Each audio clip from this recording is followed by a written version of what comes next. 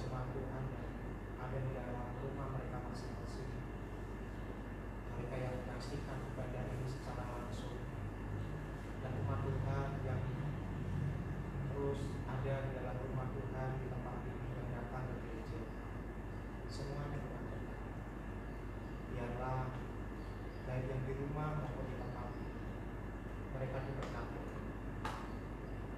Pimpin ibadah kami, sertai ibadah kami. Kami perlu Roh Kudus-Mu, kami perlu pengurapan agar pemberitaan firman Tuhan melalui media sosial, melalui ruang udara.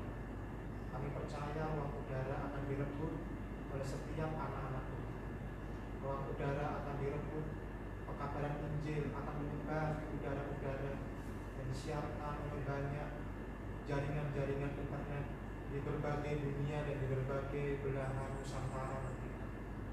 Kami percaya bahwa Allah yang hebat sanggup mengatasi segala sesuatunya. Kami percaya setiap rumah-rumah kami semuanya ada tanda darah Tuhan Yesus, sehingga ketika malaikat pencabut nyawa melewati daerah kami, melewati jalan-jalan rumah kami, maka malaikat itu akan melewati rumah. Dia akan datang ke rumah-rumah setiap orang-orang, setiap rumah yang tidak ada tanda darah anak domba Allah. Kami percaya setiap keluarga kami semua, dimanapun saat ini mereka berada, baik yang ada di Kumbang Sangga, di Palangkaraya, di Jawa, di Sulawesi, di Papua, dimanapun mereka berada, setiap rumah mereka dijagai dan disertai. Tuhan tolong berikan kesehatan kepada kami. Kami percaya badai akan segera berlalu dan kami akan beraktivitas seperti biasa, yaitu kami bisa berkumpul untuk memuji memuliakan. Berkati kami, biarlah ibadah pagi hari ini diberkati. Terima kasih Tuhan. Kami mengucap syukur dan kami siap untuk melayani di dalam nama Tuhan Yesus. Haleluya. Amin. Puji nama Tuhan, mari kita siapkan hati seluruh kehidupan untuk kita datang kepada Tuhan pagi hari ini.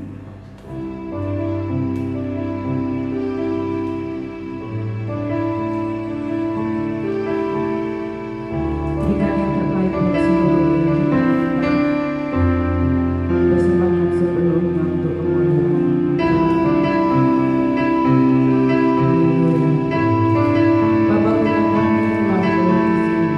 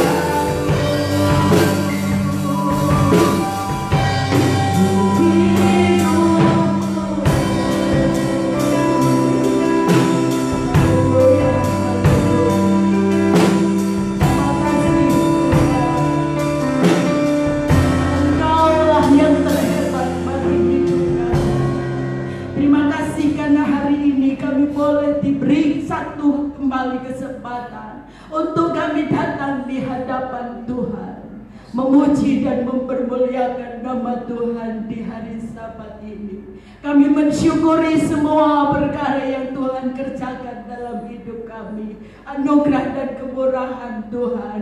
Sebab itulah kami bawa persembahan hidup kami, pujian kami, penyembahan kami di hadapan Tuhan. Kami percaya kepada Tuhan. Ketika kami naikkan pujian, penyembahan kami, hatimu disenangkan, hatimu disukakan Tuhan. Puji nama Tuhan.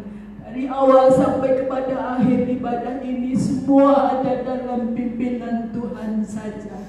Dan hanya Tuhanlah yang layak untuk terima segala pujian dan penghormatan dari kami umat-umat-Mu. Puji nama Tuhan. Kami mau lebih lagi bersorak bagi Engkau. Di dalam nama Tuhan Yesus Kristus kami bersyukur. Haleluya, sama-sama kita katakan amin. Puji nama Tuhan. Bapak Ibu Saudara yang terkasih dalam Tuhan, kita akan lebih lagi memuji dan membesarkan nama Tuhan. Dari utara ke selatan.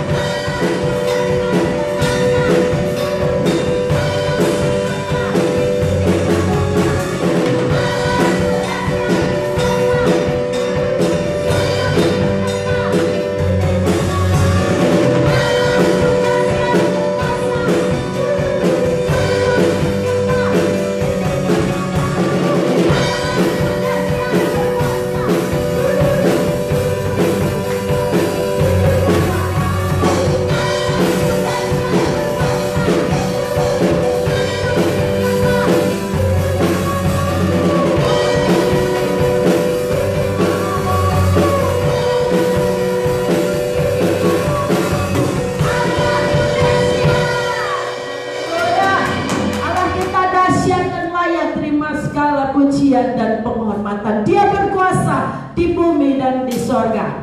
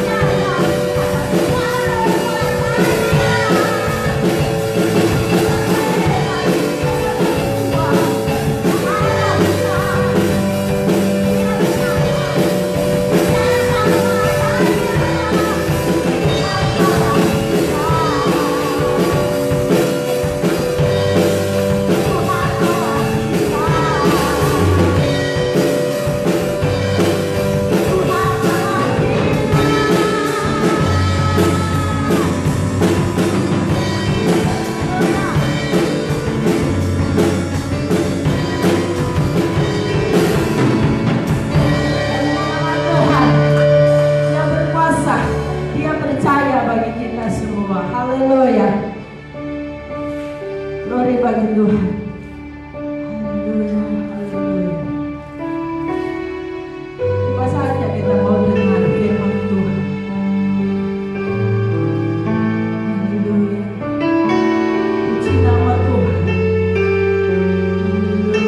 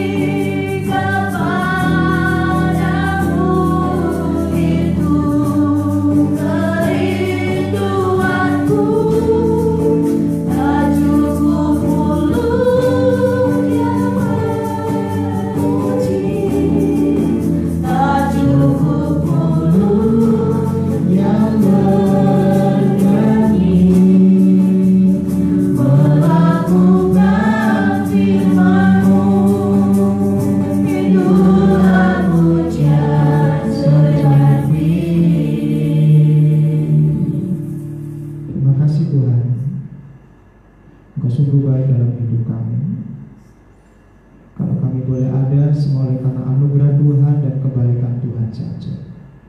Terima kasih buat hari ini. Terima kasih buat penyertaan-Mu. Terima kasih buat pertolongan-Mu. Kalau kami boleh ada sampai pagi hari ini, semua oleh karena anugerah dan kebaikan Tuhan saja. Diberkati kami semuanya ya Tuhan.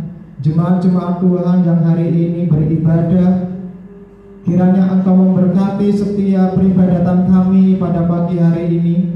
Kami yakin dan kami percaya bahwa hari ini Allah turut bekerja dalam segala perkara untuk mendatangkan semua kebaikan buat kami semuanya. Diberkatilah kami ya Tuhan, diberkatilah peribadatan kami. Kami yakin hari ini Engkau akan bekerja di dalam setiap rumah tangga daripada jemaat-jemaat Tuhan di tempat ini.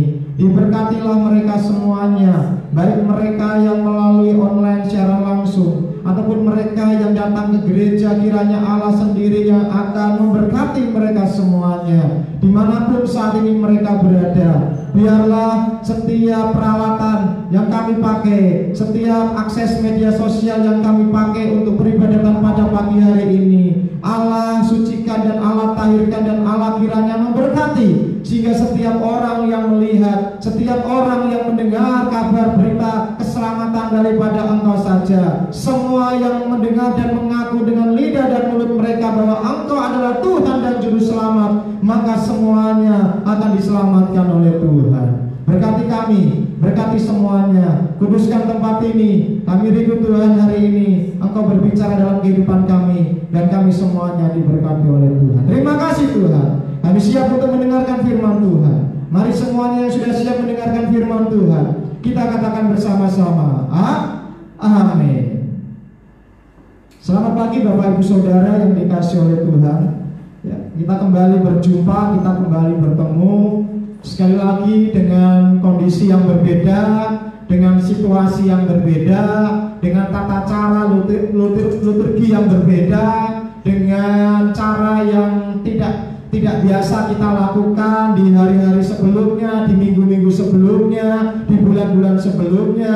Tetapi kita percaya, kita yakin bahwa apapun yang kita pakai, apapun cara yang kita gunakan, asal saya dan Bapak Ibu Saudara memiliki hati yang tertuju kepada Tuhan dan menyenangkan hati Tuhan. Nah, pada pagi hari ini saya ingin menyampaikan satu kebenaran firman Tuhan.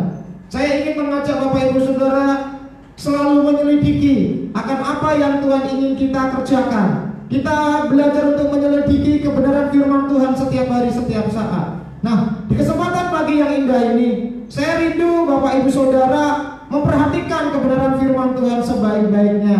Karena kita tahu bahwa hari-hari ini adalah hari-hari yang jahat, hari-hari yang sukar, di mana kita sebagai orang percaya diminta oleh Tuhan untuk selalu duduk dekat di bawah kaki salib Tuhan. Karena ketika kita duduk di bawah kaki salib Tuhan, maka segala sesuatu yang kita takutkan itu akan dihalaukan dalam kehidupan kita. Seringkali saya sampaikan bahwa ketakutan itulah yang akan terjadi jikalau engkau tidak memiliki pengharapan yang sungguh-sungguh kepada Tuhan. Nah, pada pagi hari ini kita akan berbicara tentang manusia rohani. Kita akan berbicara tentang manusia rohani. Bapak Ibu Saudara boleh memperhatikan, boleh mencatat setiap apa yang nanti saya sampaikan dan nanti akan dibaca berulang-ulang sampai nanti malam, sampai nanti menjelang hari Jumat Agung. Kita akan baca terus, kita akan renungkan terus bersama dengan suami, istri dan anak-anak kita. Ya, waktunya kita lebih banyak berkumpul dengan keluarga. Satu momen yang sangat luar biasa. Biasanya kita sibuk, biasanya kita banyak pekerjaan sehingga kita sulit untuk berkumpul dengan keluarga. Nah, di kesempatan hari-hari ini Tuhan izinkan kita lebih banyak berkumpul dengan keluarga. Karena di situ Tuhan ingin ada sebuah mesbah keluarga, ada sebuah persekutuan dengan keluarga, ada hubungan komunikasi antara suami, istri, anak-anak, antara orang tua dengan anak-anak. Dan itulah yang Tuhan inginkan di hari-hari terakhir ini, untuk mempersiapkan hari kedatangan Tuhan pada kali yang kedua. Kehidupan Bapak Ibu Saudara, kehidupan di dunia ini itu seperti sebuah lukisan. Ya, kehidupan di dunia ini itu seperti sebuah lukisan. Tidak semuanya berwarna cerah. Jika satu lukisan hanya berwarna cerah, maka kita tidak bisa melihat keindahannya. Justru warna-warna gelap itulah yang memunculkan kecerahan itu. Saudara juga melihat tuts piano, tidak semuanya putih, ada yang hitam. Saudara, justru itu boleh memainkan sebuah harmoni. Hari ini ketika kita memasuki kondisi yang kurang baik, mari kita bersyukur di dalam segala keadaan. Karena firman Tuhan berkata, ada waktu tertawa, ada waktu menangis, semuanya di tangan Tuhan, indah pada waktunya. Pernahkah saudara melewati satu daerah perkebunan anggur yang kelihatannya tidak ada buahnya? Saya pernah berpikir di dalam hati saya, kenapa ya kebun anggur seluas itu kok tidak berbuah? Dan akhirnya saya boleh mendapat pengertian bahwa kebun anggur tersebut sedang dibersihkan, carang-carangnya dipotong, supaya dengan demikian akan berbuah semakin lebat.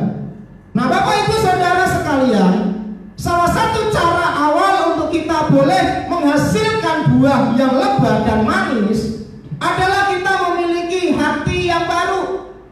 Saya sudah pernah mengkhotbahkan judul hati yang baru beberapa minggu yang lalu. Dan hari ini saya ingin mengulang sedikit saja bagian ini, dan saya akan memberi judul khotbah pada pagi ini adalah manusia rohani. Manusia rohani. Bapak Ibu Saudara sekalian dimanapun engkau berada, manusia terdiri dari 3 unsur. Yang kelihatan adalah jasmani, manusia jasmani yang kelihatan. Ada yang tinggi, ada yang pendek, ada yang sawo matang, ada yang putih, ada yang matanya besar, ada yang matanya sipit. Bermacam-macam suku bangsa yang Tuhan ciptakan. Saudara sekalian, tetapi itu manusia yang nampak secara jasmani, tetapi ada bagian yang tidak kelihatan. Itulah jiwa kita.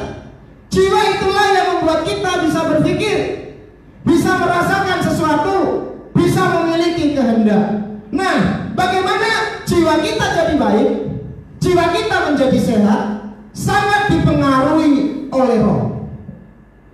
Itu sebabnya pagi ini saya ingin berbicara tentang manusia rohani. Bagaimana kita bisa menjadi manusia rohani? Yang pertama saudara, kita melihat ini adalah satu langkah pertama yang harus kita lewati, yaitu lahir baru. Kita harus dilahirkan baru. Kalau kita membaca di dalam Injil Yohanes pasal yang ketiga, kita membaca Injil Yohanes pasal yang ketiga, dikatakan ada seorang Farisi bernama Nikodemus, seorang pemimpin agama Yahudi, orang hebat. Tetapi saudara, orang ini menjumpai Yesus, anak tukang kayu, orang yang sangat sederhana sekali, bukan pada siang hari, pada malam hari. Jelas sekali kedatangannya berjumpa dengan Yesus tidak ingin diketahui oleh orang lain. Ada satu pertanyaan di dalam diri pemimpin agama Yahudi ini, karena saudara dia mendengar. Apakah itu mendengar dari cerita orang, ataukah dia mendengar sendiri ajaran-ajaran dari Yesus Kristus? Dia merasa ada sesuatu di mana pengajarannya itu berbeda dengan yang diajarkan oleh pemimpin-pemimpin agama Yahudi, termasuk oleh dirinya sendiri. Apalagi ketika disertai tanda-tanda ajaib, orang sakit disembuhkan, orang lumpuh berjalan, orang buta melihat, bahkan orang mati dibangkitkan, orang yang kerasukan setan dilepaskan. Bagaimana dia boleh memberi makan 5.000 orang laki-laki, belum terhitung istri dan anak-anak mengikuti mereka, dengan 5 ketul, 2 roti, 2 ekor ikan, masih ada sisa.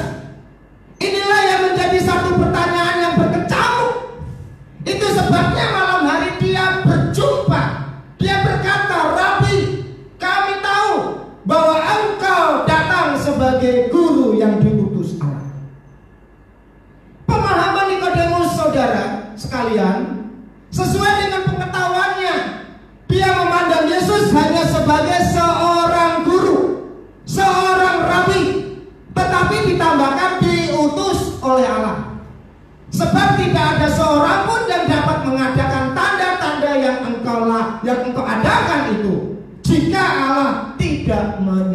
lainnya. Nikodemus mengakui bahwa Yesus ini memiliki penyertaan yang luar biasa dari Allah sendiri. Itu sebabnya saudara, ada satu hal yang benar-benar merisaukan dirinya.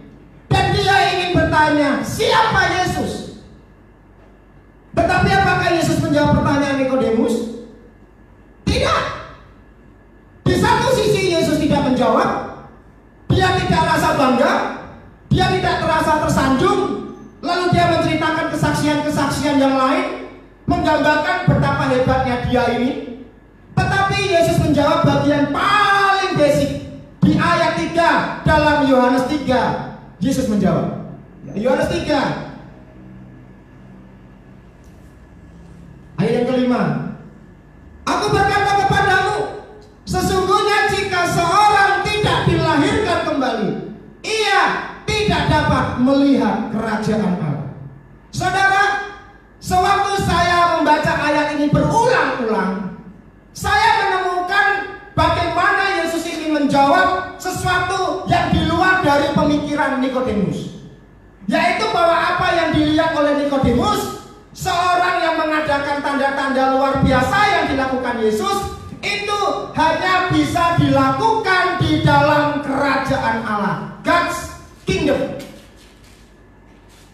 Bukan kerajaan di dunia ini. Ini bukan kerajaan manusia. Pertanyaan Allah dengan tanda-tanda yang menyertainya tidak bisa dipelajari di sekolah Alkitab kah, di sekolah umum kah. Tidak bisa dipelajari Bapak Ibu Saudara. Itu hanya ada di kerajaan Allah. Dan untuk bisa melihat kerajaan Allah, hanya satu syaratnya, orang itu harus dilahirkan kembali. Saudara, inilah yang sungguh tidak dipahami oleh Nikodemus. Seorang Farisi, seorang pemimpin agama Yahudi, dan dia dengan polosnya menjawab karena dia tidak mengerti bagaimana aku yang sudah tua ini harus lahir kembali, masuk kembali ke rahim ibuku. Nah Bapak Ibu Saudara yang dikasihi oleh Tuhan, Yesus memberi jawab manusia rohani, tetapi Nikodemus sesuatu yang sangat jasmania. Itulah sebabnya Yesus mengulang kembali di ayat yang kelima di dalam Yohanes pasal yang ketiga. Aku berkata kepadamu, sesungguhnya jika seorang tidak dilahirkan dari air dan roh, ia tidak dapat masuk ke dalam kerajaan Allah. Kalau tidak dilahirkan kembali, bagaimana caranya? Di ayat yang kelima, tidak dilahirkan dari air. Itulah firman Allah. Itulah roh Allah Bapak Ibu Saudara. Dia tidak dapat masuk kerajaan Allah. Apa yang dilahirkan oleh daging adalah daging, tapi apa yang dilahirkan dari roh adalah roh.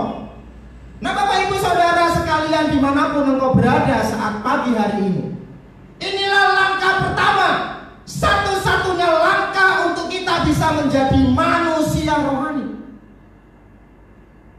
Saudara, kalau ada orang ginjalnya sudah tidak berfungsi, cangkok ginjal, itu begitu ya Bapak Ibu Saudara. Asal ada duit, asal ada ginjal yang cocok, bisa cangkok ginjal. Saudara mungkin karena kecelakaan giginya copot, saudara bisa ganti gigi yang baru. Tapi bagaimana jikalau hati saudara susah, hati saudara khawatir, hati saudara patah hati, remuk hati, luka hati, saudara bisa tanya ke dokter, tolong dok, bikin hati saya yang susah jadi happy. No way. Mungkin dokternya sendiri lagi susah.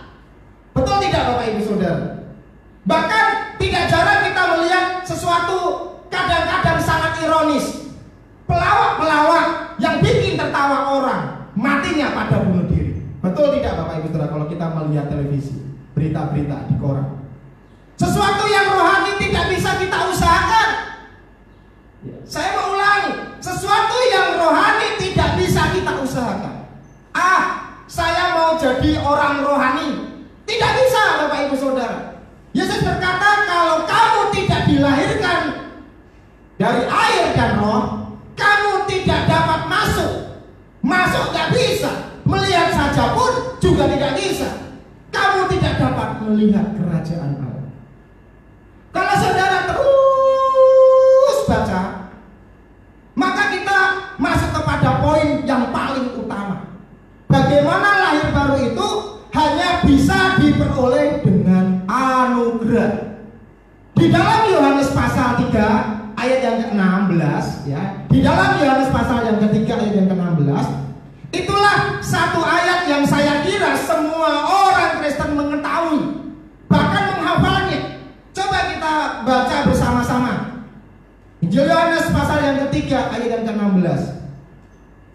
Karena begitu besar kasih Allah akan dunia ini, sehingga Ia telah mengaruniakan anaknya yang tunggal, supaya setiap orang yang percaya kepadanya tidak binasa, melainkan beroleh hidup yang kekal. Hidup yang kekal inilah yang masuk kerajaan Allah. Apa yang dikerjakan Yesus dengan tanda-tanda yang menyertai Dia, itu hanya bagian kecil saja, hanya icip-icip saja. Jikalau kamu mau masuk ke dalam kerajaan Allah yang sesungguhnya, hidup yang kekal itu tidak bisa engkau usahakan. Itu hanya bisa dianugerahkan. Bagaimana caranya? Dari Allah. Karena begitu besar kasih Allah akan dunia ini, maka telah mengaruniakan anaknya yang tunggal. Bapak Ibu Saudara yang saya kasihi, yang saya cintai, saya menghubungkan ini dengan apa yang disampaikan oleh Nabi Yesaya. Coba kita lihat bersama-sama. Yesaya 36 ayat 26. Yesaya 36 ayat 26.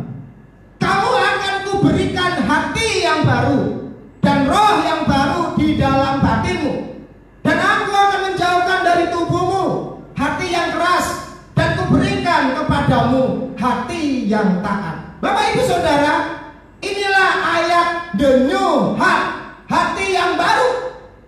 Bangsa Israel adalah bangsa yang keras, bangsa yang degil.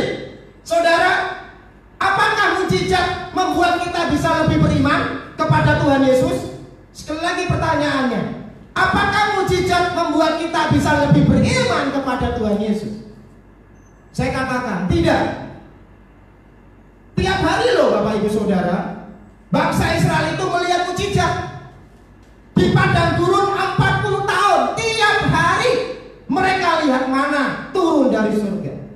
Tiap hari sudah mereka berjalan di padang gurun, ada payung besar, tiang awan, malam tidak kedinginan. Tiap hari lihat mujizat. Tidak ada air di padang gurun, batu karang bisa keluar air tiap hari. Tapi kok tetap keras? Apa mereka lebih beriman? Tidak. Itu sebabnya sudah bukan mujizat yang menumbuhkan iman, bukan mujizat saudara yang membuat hidup kita berbuah-buah. Tidak. Kita itu manusia gampang lupa. Hujan satu hari bisa menghancurkan 1 tahun kemarau. Itu sebabnya saudara, kita perlu hati yang baru. Hati yang baru adalah dianugerahkan. Waktu saya memeriksa kata aku akan memberikan hati yang baru, bahasa Ibrani memberikan, ya, bahasa Ibrani memberikan itu Natan. Ya, di sini kalau yang ada namanya Natan, bagus loh artinya Bapak Ibu Saudara. Arti Natan adalah meletakkan. Arti Natan adalah meletakkan. Tuhan itu seperti bilang begini, kamu tidak bisa usahakan punya hati yang baru. Mau berusaha jadi baik, berusaha jadi sabar, no, tidak bisa. Nah, itu cuma jaim sementara, tidak mungkin. Aku harus memasangkan, aku harus Natan, ya, harus Natan yang berarti meletakkan, menempatkan. Aku harus memberikan. Cocok dengan Yohanes 3 ayat 16 tadi Bapak Ibu Saudara. Dianugerahkan hati yang baru.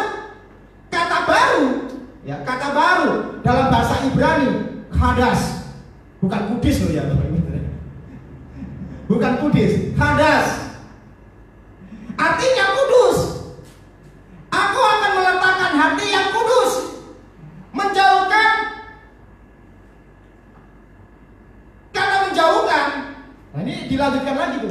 Ya.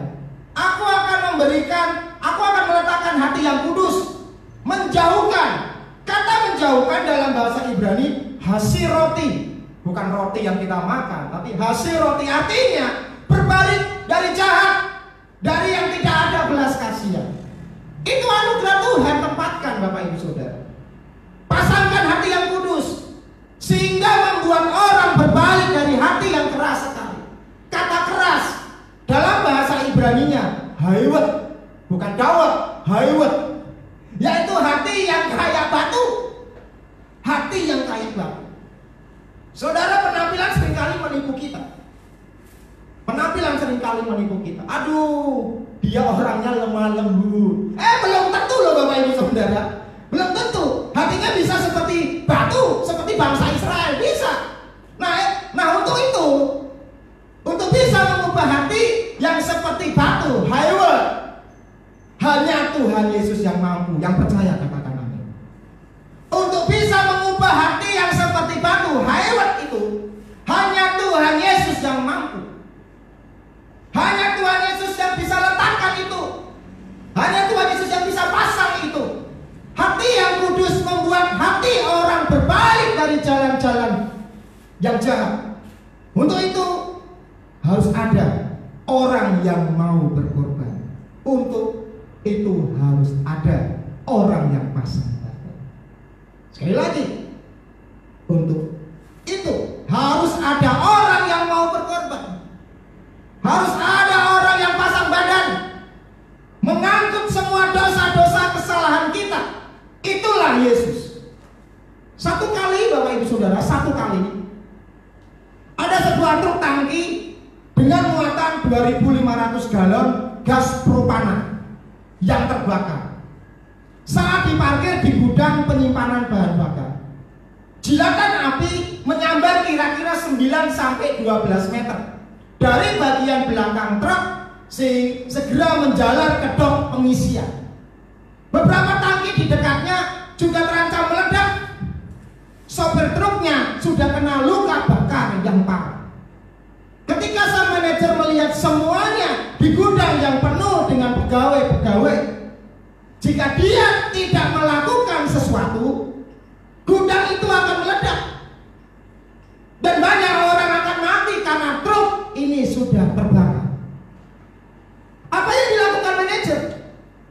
Dia mungkin bisa dengan cepat menyelamatkan dirinya sendiri. Sangat bisa Bapak Ibu Saudara. Sang manajer menolong sopir truk yang sudah mengalami luka bakar. Dia ambil alih truk dan membawa truk tersebut keluar, menjauh dari gudang penyimpanan tangki. Tindakannya yang cepat dan berani berhasil menyelamatkan nyawa banyak orang. Selalu harus ada orang yang berkorban untuk menggantikan, untuk memberikan satu kehidupan yang lebih baik. Kita ada di tempat ini karena anugerah, karena ada orang-orang yang berkorban. Saudara ada di tempat ini karena ada orang tua, atau mungkin sahabat, atau siapa saja yang mau berkorban. Manusia rohani. Kita bisa menjadi seorang yang rohani. Harus ada yang mau berkorban. Harus ada yang mau mengangkut dosa kita, menanggungnya di atas kayu salib.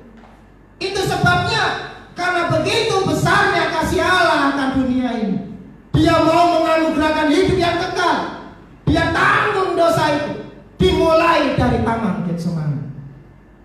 Yesus berdoa semalam-malaman dan berkata, "Ya Bapa, kalau boleh, cawan yang berisi murka Allah, dosa manusia yang harus direguknya, kalau boleh lalukan itu, biarlah kehendak-Mu yang jadi." Dan Yesus ambil langkah itu. Dia ambil semua cawan berisi murka Allah, sehingga kita tidak perlu binasa. Amin. Sehingga kita tidak perlu binasa, saudara. Itulah lahir baru. Itulah lahir baru. Dianugerahkan. Sekarang marilah kita melihat setelah lahir baru. Sama seperti seorang bayi lahir ke dunia, dia harus berjalan supaya dia dewasa.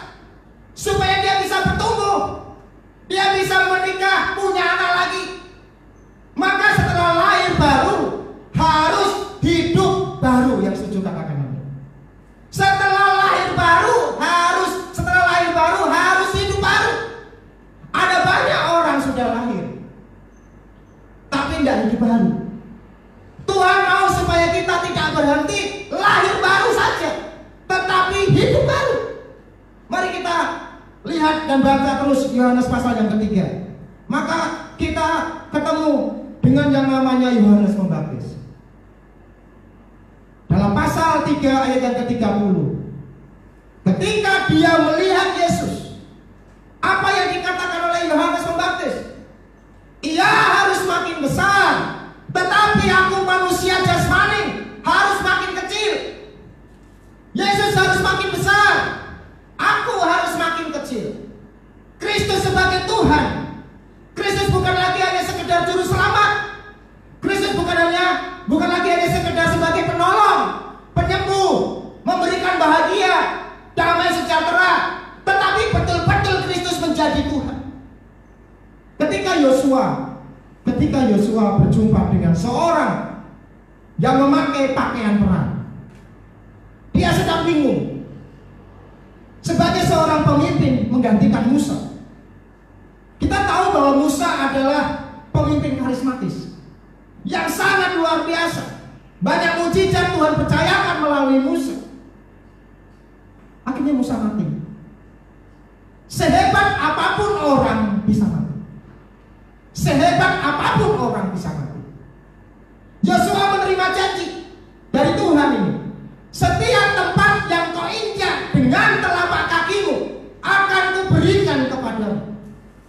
Aku akan berikan tanah perjanjian itu. Tapi saudara, janji seringkali beda dengan realita. Janji seringkali beda dengan realita. Wow, tentunya senang dong, kita dapat janji yang luar biasa. Tetapi realitanya, di depan itu ada tembok Yeriko. Itu benteng yang dibuat rangkap 2. Jadi saudara, tembok benteng ada di pihak penduduk Yeriko. Itu biasanya seperti itu sudah cukup. Dan itu pun tidak bisa dilewati. Tapi tembok Yeriko ini spesial. Tidak hanya tembok di sisi dari penduduk Yeriko, tapi ada tembok lagi dibuat di sisi musuh. Rangkap double, sehingga rasanya tidak ada satu cara untuk bisa menerobos tembok yang sangat kokoh dan rangkap tersebut. Padahal janji Tuhan itu bilang apa? Aku akan mengaruniakan tanah perjanjian, yaitu tanah Kanaan, untukmu dan untuk keturunanmu. Tapi janji sih janji. Realitanya, faktanya bagaimana? Dalam keadaan bingung, Yosua sebagai manusia jasmani akan berkata, Tuhan bohong, Tuhan tidak adil, Tuhan tidak mengerti. Tapi manusia rohani berkata, itu janjimu, bagianku percaya. Amin saudara. Bagian kita percaya. Di tengah segala keterbatasan manusia, Yosua berjumpa dengan seorang yang mengenakan pakaian perang. Langsung tanya, kamu itu di pihakku, kawan atau lawan? Engkau mau menolongku atau engkau mau menghancurkanku? Nah kira-kira begitu pertanyaannya Yosua kepada seseorang yang memakai pakaian perang tersebut. Apalagi jika kita sedang menghadapi masalah pekerjaan, rumah tangga, sakit penyakit. Doa itu kayaknya saudara, awan di atas itu gelap, tidak bisa lihat apa-apa. Sehingga kita tanya, Tuhan mau tolong atau tidak sih? Apa engkau mau menghancurkan? Tetapi apa jawaban saudara orang itu yang tadi pakai pakaian perang itu? Ia katakan begini, aku lapang 5 bala tentara Tuhan. Aku Tuhan, sekarang aku dapat. Sekarang apa yang dilakukan Yosua Bapak Ibu Saudara? Ketika dia mendengar jawaban dari laki-laki yang memakai baju perang, apa yang dilakukan oleh Yosua? Dia tidak ragu lagi. Dia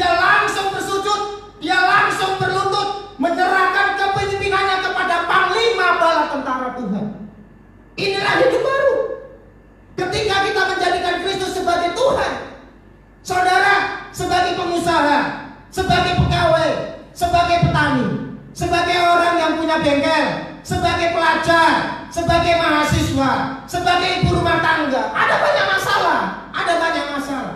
Masalah dalam mendidik anak, membesarkan anak, menghadapi masalah dalam pekerjaan, masalah ekonomi yang semakin sulit, sakit penyakit yang bisa datang tiba-tiba.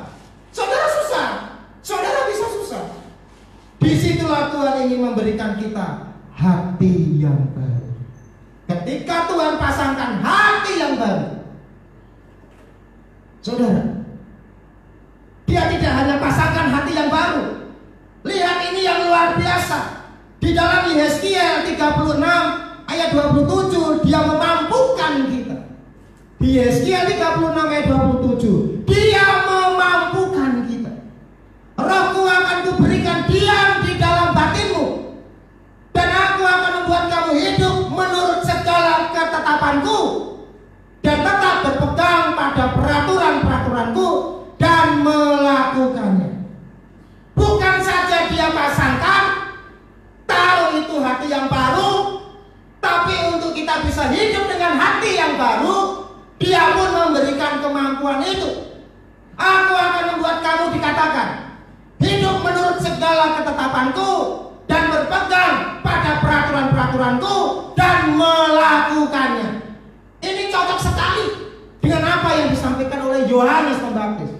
Biar aku semakin kecil, Dia semakin besar. Rohku sungguh-sungguh akan tinggal bersama engkau.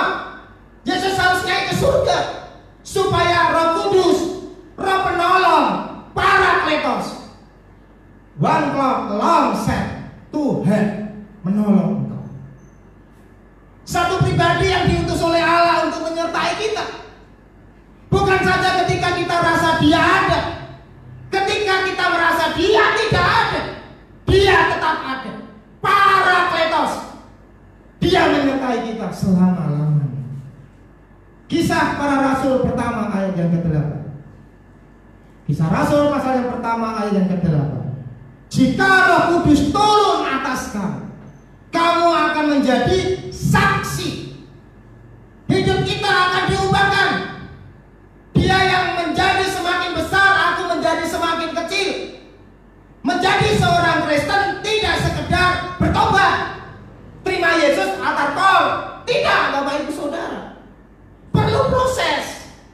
Seperti saudara punya bayi. Masa bayi lahir langsung lari, naik sepeda? Ngeri sekali kalau saudara punya bayi kayak begitu. Ada proses.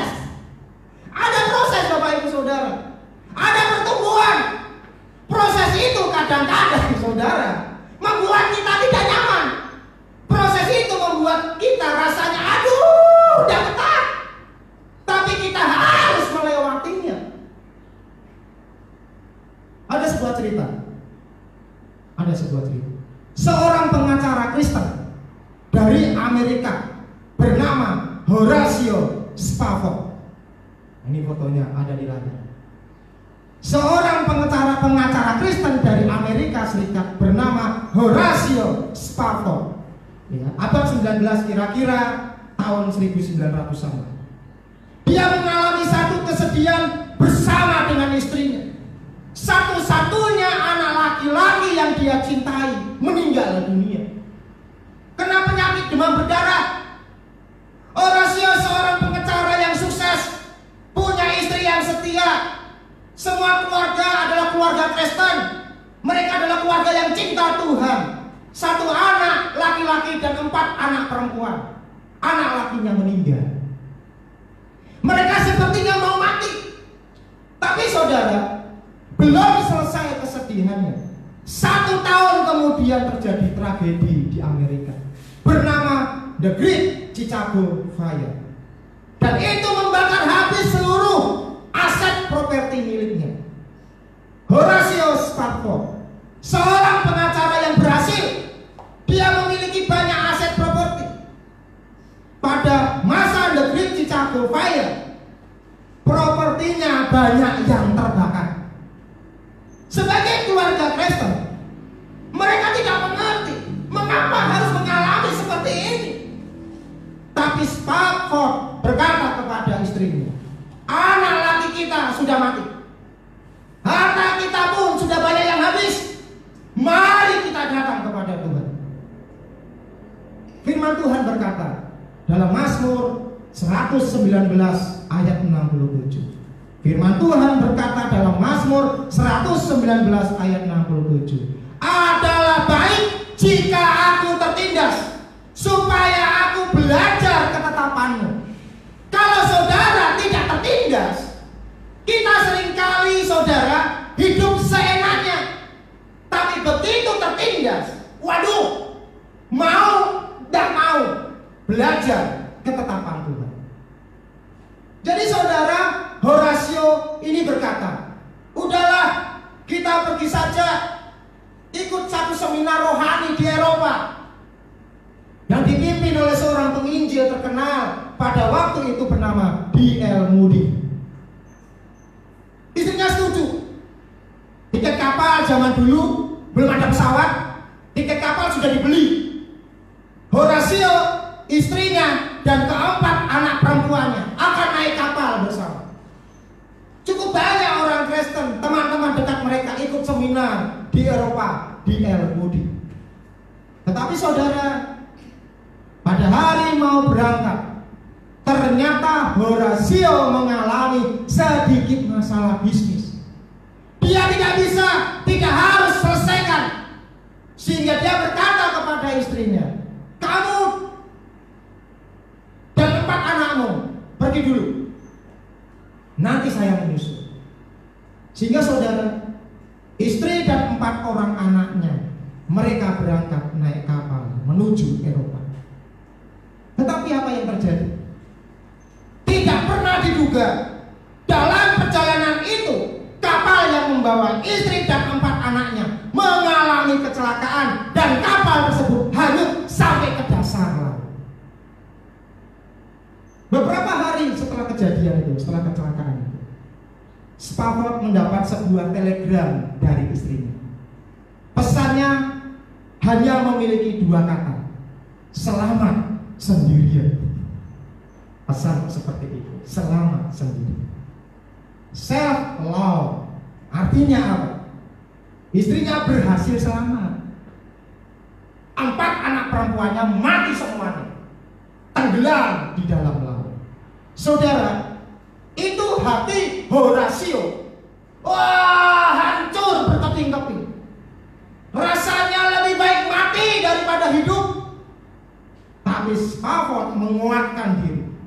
Dia beli tiket kapal, menyusul istrinya, dan di atas kapal itulah mereka merenung, mereka berdua menangis, mereka berdua meratap, sampai kemudian hati mereka berdua diarahkan kepada Tuhan, diarahkan kepada Tuhan.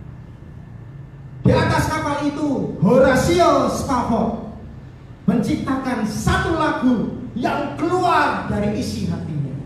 It is well with my soul.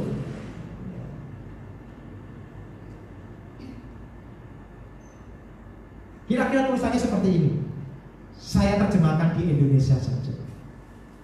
Ketika kedamaian seperti sungai ada dalam perjalanan hidupku, ketika kesedihan itu seperti lautan menggulung luar biasa, apapun beban yang begitu hebat yang menindih hidupku, Engkau telah mengajarkan aku untuk berkata, it is well with my soul.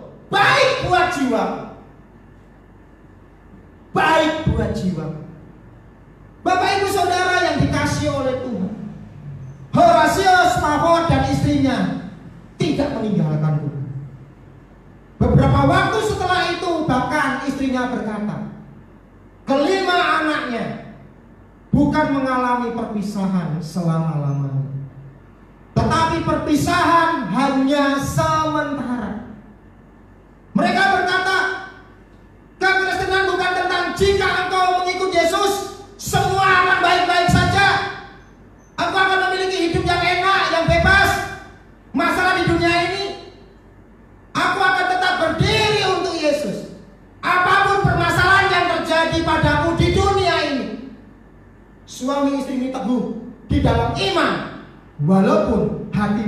hancur dan robek. Inilah hidup berjalan dengan Yesus. Hidup baru. Manusia rohani seringkali justru muncul dari perobekan jiwa, sehingga kita bisa berkata, "It is well with my soul." Dia setia. Apakah kemarin waktu keadaan baik-baik, hari ini waktu keadaan tidak baik, dia tetap setia sampai selama-lamanya? Allah yang baik, Allah yang sanggup mengaruniakan satu kehidupan yang kekal buat Bapak Ibu Saudara semua. Di pagi yang indah ini saya mau katakan, engkau tidak cukup hanya menjadi lahir baru saja, tetapi engkau harus memiliki hidup yang baru supaya engkau bisa menjadi manusia rohani yang dikehendaki oleh Tuhan.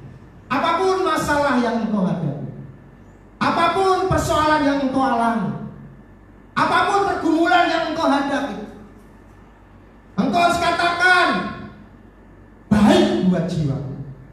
Kalau engkau tertindas, itu jauh lebih baik. Kalau kita tertindas, kita mau belajar ketetapan-ketetapan Tuhan. Kalau kita tidak tertindas, kita tidak akan pernah mau belajar ketetapan-ketetapan Tuhan. Nah, untuk itu Bapak Ibu Saudara yang dikasihi Tuhan, inilah waktunya engkau membangun hubungan dengan Tuhan. Inilah waktunya engkau bersekutu bersama-sama dengan Tuhan. Inilah waktunya engkau bertumbuh, berakar, berbuah lebat. Inilah waktunya. Jangan tunggu lama-lama, jangan tunggu nanti, jangan tunggu nanti. Inilah waktunya engkau harus menjadi manusia rohani, seperti yang dialami oleh Horatio Spafford. Semuanya habis, harta kekayaan yang dia punya habis, anak-anaknya mati semuanya. Dia tidak punya apa-apa, tetapi dia katakan kepada istrinya, sampai kapanpun kita akan terus setia mengiring Tuhan. Yang percaya katakan. Nah, pada pagi hari ini saya tidak bisa panjangkan kebenaran firman Tuhan ini, tetapi saya mau katakan, teruslah engkau menjadi manusia rohani, hidup baru di dalam pertolongan dan anugerah Tuhan. Terima kasih Tuhan Yesus. Terima kasih Tuhan. Terima kasih. Terima kasih Tuhan Yesus. Mari Bapak Ibu Saudara sejenak arahkan hatimu kepada Tuhan.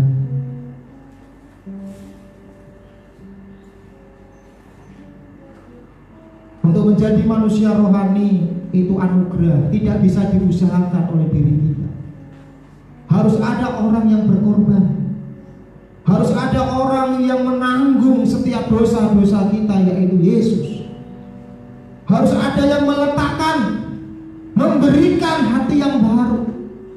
Dan itulah yang hanya bisa dilakukan oleh Yesus. Kita tidak bisa melakukannya. Haleluya, haleluya, haleluya. Terima kasih Tuhan. Pujimu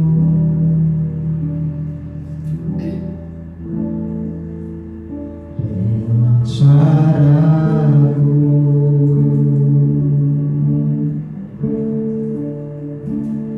rasa cukup bagiku.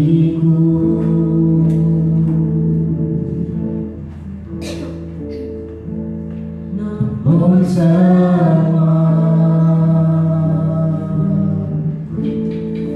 ternyata lebih dari aku kira.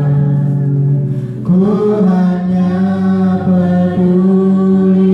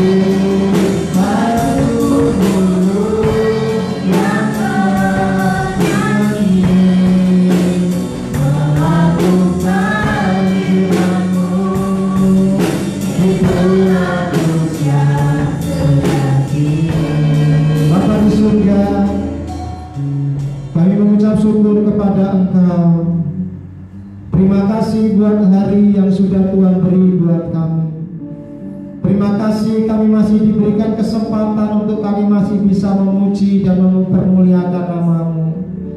Terima kasih buat kebenaran firman Tuhan yang sudah mengajarkan banyak kepada kami, agar hidup kami adalah hidup yang berkenan di mata Tuhan.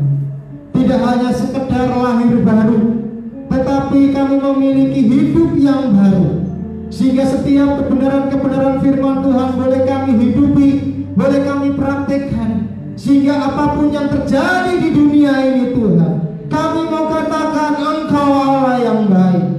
Situasi kondisi yang sekarang ini mungkin buruk, tetapi kami mau katakan Engkau Allah yang baik.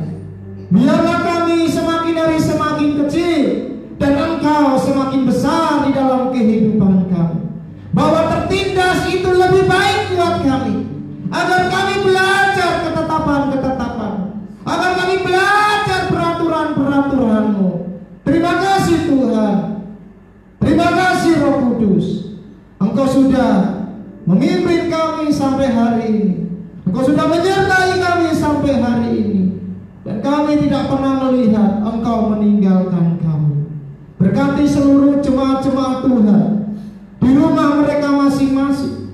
Berkati persekutuan-persekutuan yang hari ini mereka adakan secara langsung bersama-sama dengan kami. Biarlah ketika mereka di rumah, mereka beribadah dengan sungguh-sungguh. Mereka tidak mempermainkan hadirat Tuhan, mereka tidak menganggap kehadiran Tuhan, tetapi di rumah mereka masing-masing, mereka menghidupi firman Tuhan, mereka mengundang hadirat Tuhan, dan mereka mau hidup baru dan menjadi manusia rohani. Engkau berkati jemaat-jemaat Tuhan. Engkau memberkati setiap pergerakan mereka, setiap aktivitas mereka. Engkau berkati dan Engkau tolong di situasi kondisi yang hari-hari ini kami alami. Kami dibatasi oleh ruang dan waktu, kami dibatasi oleh tempat, kami dibatasi oleh himbauan-himbauan pemerintah yang hari ini harus kami lakukan. Karena kami ingin membantu pemerintah, karena kami sebagai warga negara yang baik, kami tunduk kepada otoritas yang tertinggi, pemimpin-pemimpin sebagai wakil Allah. Berkati seluruh sidang jemaat Tuhan. Ketika mereka menghadapi kesusahan, ketika mereka menghadapi kesukaran, ketika mereka mengalami krisis ekonomi, ketika mereka mengalami kesusahan di dalam pekerjaan mereka, di dalam rumah tangga mereka, Engkau adalah panglima bala tentaranya Tuhan. Engkau Tuhan sendiri yang akan menolong kami. Diberkati kami Tuhan, diberkati. Sebelum kami mengakhiri ibadah kami pada pagi hari ini, kami mau berdoa untuk bangsa dan negara kami. Berkati bangsa kami, selamatkan bangsa kami, tolong bangsa kami Tuhan. Engkau memberkati Bapak Presiden kami, Bapak Joko Widodo. Engkau memberikan hikmat, kekuatan, kemampuan, pewahyuan daripada Allah saja ketika menghadapi persoalan bangsa yang sebesar ini Tuhan. Kekuatan Tuhan ada pada Bapak Jokowi, kemurahan Tuhan ada pada Bapak Jokowi, anugerah Tuhan ada pada Bapak Jokowi, sehingga melalui Bapak Presiden kami Tuhan bisa menyelesaikan, bisa menangani siaga darurat COVID-19 ini yang menyebar di seluruh penjuru dunia, bahkan di negeri kami. Engkau memberikan kekuatan, Engkau memberikan kemampuan agar Bapak Presiden bersama dengan jajaran-jajaran tingkat pusat maupun sampai tingkat daerah ditolong oleh Tuhan. Selamatkan bangsa kami. Kami percaya tidak ada sesuatu tanpa sepengetahuan Engkau. Tidak ada suatu persoalan, tidak ada suatu masalah tanpa Engkau tidak mengetahuinya Tuhan, tanpa Engkau tidak mengizinkannya. Kami tahu di balik persoalan ini akan ada penuaian jiwa besar-besaran. Di balik persoalan ini akan ada banyak orang-orang diselamatkan untuk Tuhan. Berkati kami semuanya. Jauhkan dari roh yang sangat takut di dalam hidup kami. Biarlah kami mengandalkan Tuhan, berharap kepada Tuhan, hidup normal bersama dengan keluarga kami selama siaga darurat ini. Dan kami mengikuti himbauan-himbauan pemerintah untuk kami menjauhi kerumunan-kerumunan orang banyak, agar kami rajin untuk cuci tangan, agar kami tidak berjabatan tangan untuk sementara ini, dan kami menjaga jarak dengan orang. Inilah himbauan pemerintah, dan tentunya atas sepengetahuanmu dan atas seizinmu yang dikerjakan oleh Bapak Presiden kepada kami semua. Kami gereja Tuhan, kami anak Tuhan, kami terus mendoakan pemerintahan kami, agar pemerintahan kami diselamatkan dan ditolong oleh Tuhan. Bahkan kota kami tercinta, tempat di mana kami tinggal, tempat di mana kami beraktivitas, Engkau juga tolong. Bapak Camat, Bapak Kepala Desa, jajaran-jajaran yang lainnya, kepolisian TNI yang ada di Katingan Tengah ini, Engkau juga tolong. Tim medis, Engkau juga tolong. Tim kedokteran juga Engkau tolong. Tokoh-tokoh masyarakat, tokoh-tokoh agama, dari lintas kepercayaan, Engkau juga tolong, sehingga Engkau jaga kota kami. Terima kasih Tuhan, Bapa kami di dalam kerajaan surga. Dikuduskanlah namamu, datanglah kerajaanmu, jadilah kehendak-mu di bumi seperti di surga. Berikanlah hari ini makanan kami yang secukupnya, dan ampunilah akan kesalahan kami, seperti kami juga mengampuni orang yang bersalah kepada kami.